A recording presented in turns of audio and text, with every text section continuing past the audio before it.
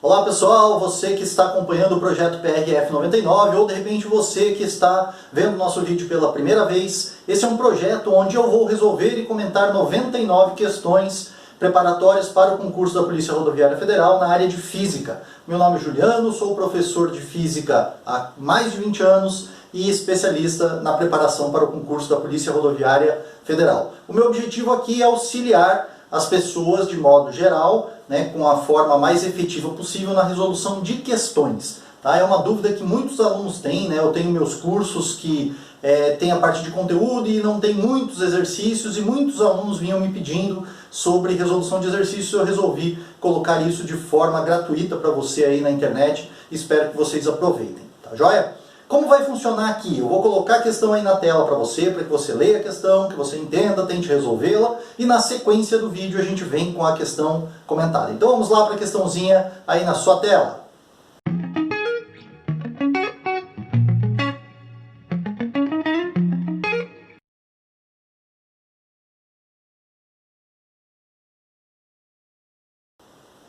Então essa questão é uma questão que fala sobre gráfico, De cara você já olha para a questão, você já vê que tem um gráfico ali e ele faz um leve comentário sobre uma partícula que tem uma certa movimentação.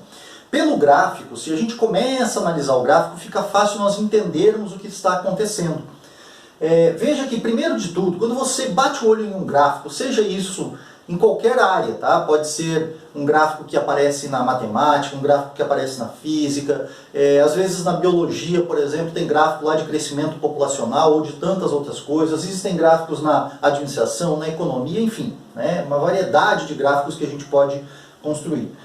Como nós estamos no contexto da física, de repente você vai fazer uma prova sabendo, já que é uma questão de física, já fica um pouco mais fácil porque você limita do que nós estamos falando. Tá? Mas sempre que você pegar um gráfico para analisar, qualquer que seja, é importante você entender, você ler o que aparece em um eixo e o que aparece no outro eixo. Nesse eixo aqui, no eixo vertical, tá, nós temos a velocidade em metros por segundo. No eixo horizontal, nós temos o tempo em segundos. Tá? É muito importante você entender do que o gráfico está falando. Tá? Então ele está falando da velocidade pelo tempo. Enquanto o tempo passa, acontece alguma coisa com a velocidade. Tá? Nesse contexto que nós estamos vendo. E daí fica mais fácil para você entender. Então veja que aqui no tempo zero, a velocidade era zero também. Então começa a ter um crescimento da velocidade com o passar do tempo. Enquanto o tempo vai de 0 a 4 segundos, a velocidade vai de 0 a 10 metros por segundo. Então é um crescimento regular aqui, porque é uma reta, um crescimento de uma reta crescente, porque poderia ser um outro tipo de curva, tá? Uma exponencial crescente, uma parte de uma parábola, enfim. Tá? Então nós temos uma reta crescente lá, então enquanto o tempo vai aumentando, a velocidade vai aumentando também.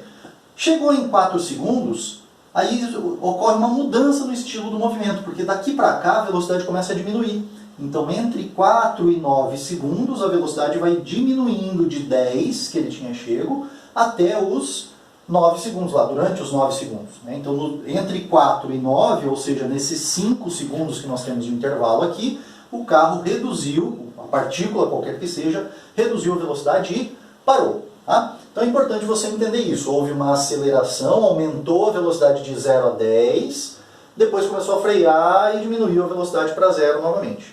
Um carro, por exemplo, que acelera até uma certa velocidade, depois freia e para novamente. É bem fácil de você entender isso. Agora, o que a questão perguntou para a gente? Ele pediu assim: o deslocamento da partícula no intervalo de 0 a 9 segundos foi superior a 50 metros. Nós temos que julgar se isso é certo ou errado. Tem vários caminhos aqui que a gente pode resolver esse tipo de questão. Tá? Caminhos mais difíceis, caminhos mais fáceis, e caminhos mais rápidos e caminhos mais demorados. O caminho mais rápido é aquele que eu vou fazer aqui. E eu trouxe essa questão justamente para te mostrar uma propriedade gráfica que existe. Tá? Aqui a gente poderia, através dessa primeira parte do gráfico, usar duas equações do movimento variado, porque existe variação de velocidade. Tá? Eu poderia usar duas equações aqui, que seria a equação das velocidades, depois a equação das posições, para descobrir o quanto ele anda na primeira parte. Fazer a mesma coisa na segunda parte, aplicar a fórmula duas vezes, saber o quanto ele anda na segunda e depois somar essas duas partes. Essa é a parte difícil e demorada. Tá? A parte fácil e rápida é você conhecer uma propriedade gráfica. É uma propriedade de um gráfico específico, né, de velocidade por tempo. Quando nós temos um gráfico de velocidade por tempo, a área abaixo do gráfico determina o deslocamento do móvel. É uma propriedade gráfica muito importante dentro da cinemática, dentro da parte de movimentos, tanto uniformes quanto variados, vale para os dois. Tá? Nesse caso aqui é um movimento variado. Então veja que abaixo das linhas do gráfico aqui, tanto na primeira parte quanto na segunda, nós formamos uma figura. Uma figura que nesse caso é um triângulo, poderia ser uma outra figura. Tá? Então aqui, ó, nessa região que eu vou delimitar, né, vou achurar, é um nome bonito que fala para quando a gente faz essas pinturas aqui, considere a região achurada do gráfico, é a região pintadinha lá do gráfico. Tá? Então essa região que formou um triângulo, se eu calcular a área dessa figura, tá, através de uma fórmula matemática, porque daí a gente tem uma figura geométrica, que existe uma fórmula para calcular a área do triângulo, a área do triângulo é equivalente ao deslocamento. Certo? Então essa propriedade gráfica que é importante você conhecer. O mais importante desse vídeo é justamente isso. Você saber que existe essa propriedade, que quando tiver um gráfico de velocidade por tempo, a área abaixo do gráfico, independente de qual seja essa área, ela sempre vai determinar o deslocamento. E normalmente quando aparece um gráfico assim, e que pede o deslocamento, esse é o caminho mais fácil, mais rápido para você resolver a questão. Certo? Dito isso, basta nós resolvermos a área desse triângulo aqui. Se nós calcularmos a área do triângulo, a gente matou a questão e descobrimos ali se é certo ou errado.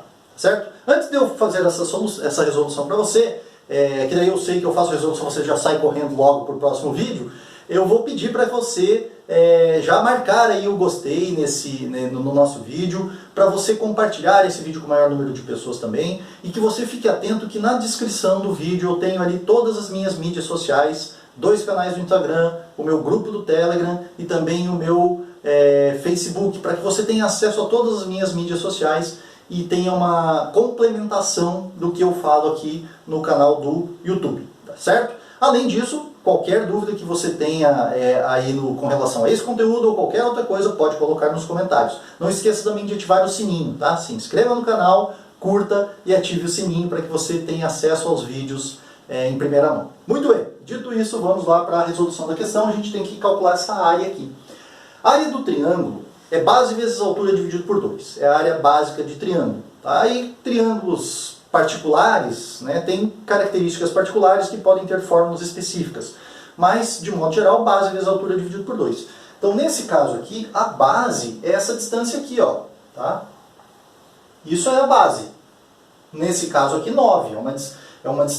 É um tempo que a gente pode considerar como a base do triângulo. A gente sabe que são certas unidades. Tá? Então, a base é 9 e a altura é 10. Porque essa distância...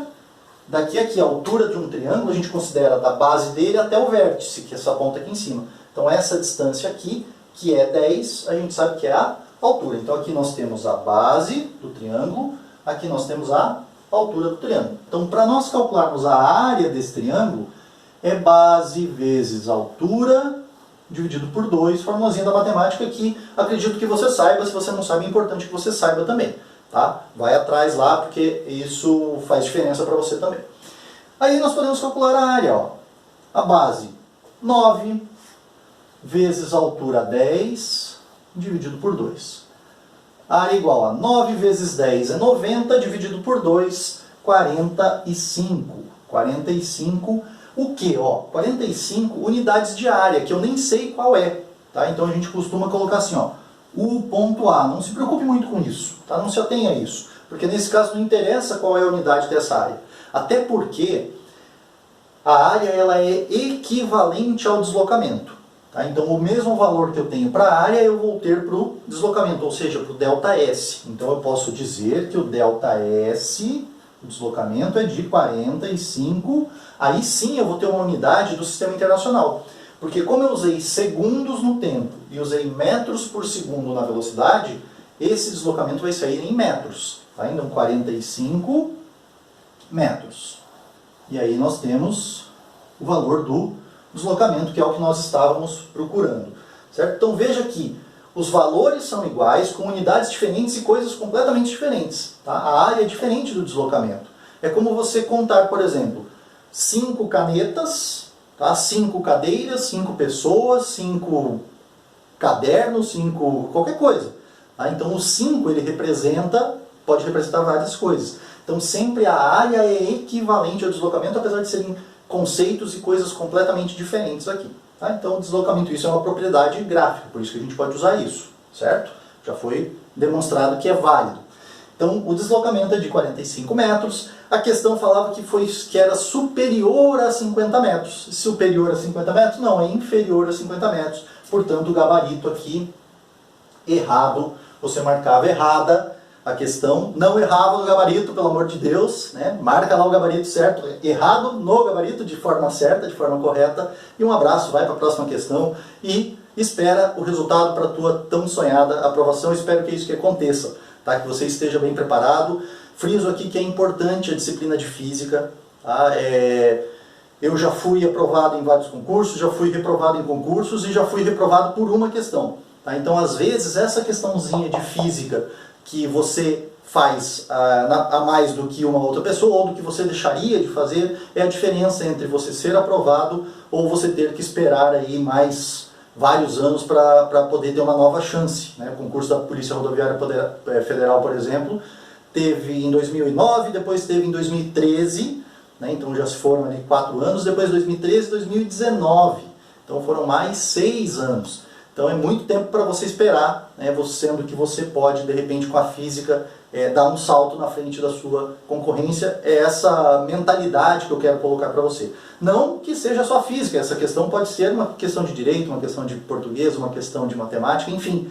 Tá? Mas o que eu quero dizer é que, com o grau de concorrência que existe nos concursos públicos hoje, principalmente num concurso concorrido, como é o da Polícia Rodoviária Federal, todas as disciplinas são importantes. Então você não pode se privar de conhecer a física, de conhecer a matemática, de conhecer a informática, de saber escrever bem, de ter um bom conhecimento de português, além de toda a parte de direito, a parte de CTB também, que envolve direito.